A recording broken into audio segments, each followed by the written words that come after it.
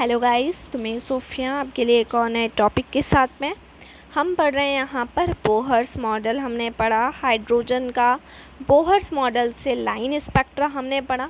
अब यहाँ पर हम पढ़ने वाले हैं limitations of Bohr's model. Bohr's model की क्या क्या लिमिटेशंस रहीं। देखिए, बोहर्स मॉडल ने काफ़ी इम्प्रूव किया रदरफोर्ड के मॉडल को। सबसे फर्स्ट थॉमसन मॉडल आया जो तो पूरी तरीके से फेल हो चुका था जब रदरफोर्ड ने अपना मॉडल दिया, लेकिन रदरफोर्ड के मॉडल में एटम की स्टेबिलिटी एक्सप्लेन नहीं की गई थी। तो बोहर्स का जो हाइड्रोजन का एटम का मॉडल आया, उन्होंने रदरफोर्ड के मॉडल में काफ़ी इम्प्रूवमेंट किया। उन्होंने स्टेबिलिटी को बताया, line spectra of hydrogen atom को पूरा बताया, ठीक है। क्लियर, हीलियम, लिथियम, बेरिलियम, इन सारे आयंस का जो भी स्पेक्ट्रा है उनको उन्होंने बताया, ठीक है। क्लियर। अब बोहर्स मॉडल बहुत सिंपल था, कुछ ऐसे पॉइंट्स फिर भी थे जो छूट गए थे। जैसे सबसे पहला तो फाइनर डिटेल्स जो होती है, जैसे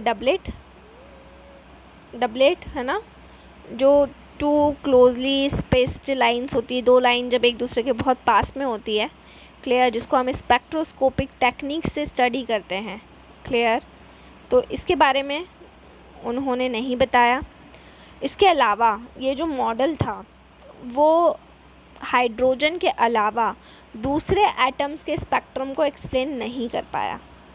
जैसे अगर हम बात करते हैं हीलियम एटम की, जिसमें केवल 2 इलेक्ट्रॉन्स होते हैं,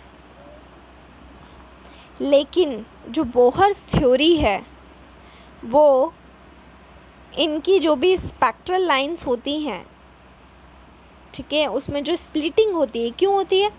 मैग्नेटिक फील्ड की वजह से होती है या इलेक्ट्रिक फील्ड की वजह से होती है, जो आगे चल के आया ज़ीमन इफ़ेक्ट और स्टार्क इफ़ेक्ट। जब ज़ीमन इफ़ेक्ट की बात करते हैं तो मैग्नेटिक फील्ड के अंदर जो स्पेक्ट्रल लाइंस, मैग्नेटिक फील्ड की प्रेजेंस में जो स्पेक्ट्रल लाइंस होती है उसमें स्प्लिटिंग होती है, जिसको हम ज़ीमन इफ़ेक्ट बोलते हैं। और इलेक्ट्रिक फील्ड में जब ये होता है तो उसको स्टार्क इफ़ेक्ट बोलते हैं।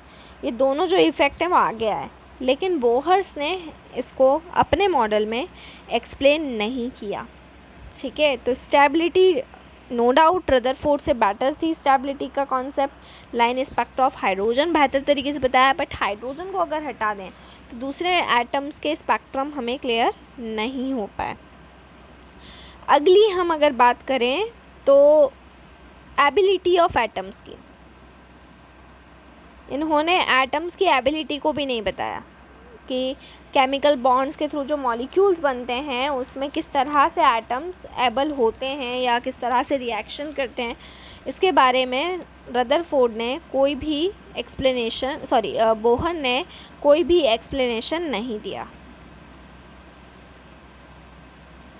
अब ये जो भी चीज़ें थी, मतलब बेसिकली अगर हम बात करें कि कॉम्प्लेक्स एटम का स्ट्रक्चर हुआ, उसके फीचर्स हुए, उसके बारे में बोहर फेल हो गए। तो आगे चल के फिर एक नई थ्योरी की, एक नए मॉडल की ज़रूरत पड़ी, जिसको बोला गया quantum mechanical model of the atom, clear. अब quantum mechanical model of the atom directly तो बन नहीं गया होगा। जैसे जब नील बोहर का मॉडल बना तो उसको बनने से पहले बहुत सारी चीज़ें सामने आई, जैसे dual character of electromagnetic radiation, ठीक है। उसके बाद में डुअल कैरेक्टर में वेव थ्योरी हमने पढ़ी, पार्टिकल नेचर में हमने black body radiation, photoelectric effect, Planck constant theory, इन सारी चीज़ों को स्टडी किया। उसके बाद में हमने स्पेक्ट्रम के बारे में पहले स्टडी किया। स्पेक्ट्रम सबसे पहले आया, उसके बाद फिर बोहर का मॉडल आया।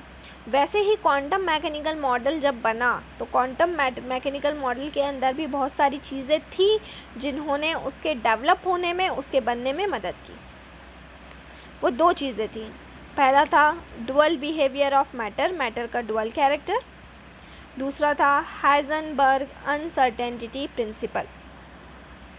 ये 2 कॉन्सेप्ट थे जो यूज़फुल रहे, डुअल कैरेक्टर ऑफ मैटर हो या हाइजेनबर्ग का अनसर्टेनिटी प्रिंसिपल। ये दोनों ने क्वांटम मैकेनिकल मॉडल को बनने में मदद करी है। अब पहले हम इनको पढ़ेंगे वन बाय वन करके कि ये डुअल बिहेवियर ऑफ मैटर क्या था। सबसे पहले तो और उसके बाद हम पढ़ेंगे कि हाइजेनबर्ग का अनसर्टेनिटी प्रिंसिपल क्या था। ये दोनों कॉन्सेप्ट पहले हम पढ़ेंगे और उसके बाद में हम पहुँचेंगे हमारे quantum mechanical model of the atom पर। तो stay home, stay safe, thank you so much.